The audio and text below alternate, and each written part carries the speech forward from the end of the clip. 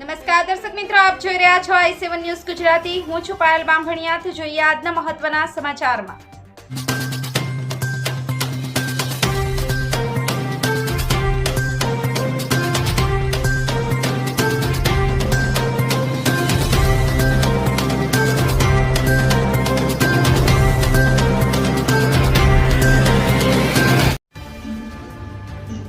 ઝાલોદ અખિલ ભારતીય પત્રકાર સંગઠનનું દાહોદ જિલ્લા એકતા પરિષદ દ્વારા સંમેલન યોજાયું।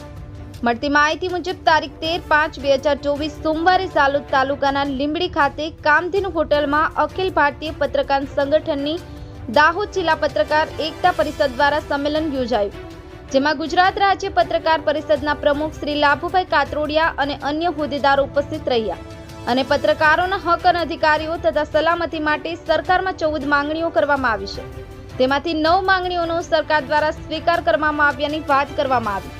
આ સાથે દાહોદ અને પંચમહાલ જિલ્લામાં ચાલતું અન્ય પત્રકાર પરિષદ સંગઠનનું જે મહેશભાઈ રાઠોડ દ્વારા ચાલતું હતું તેનું પણ રાજ્ય પત્રકાર એકતા પરિષદના વિલીનીકરણ મર્જ થયું, જે પત્રકારોની એકતા અને અખંડિતતા તથા સંગઠન માટે મહત્વનું કાર્ય થયું, જે પત્રકારો માટે સારા ભવિષ્ય માટે સોનેરી અવસર સમાન સાબિત થશે।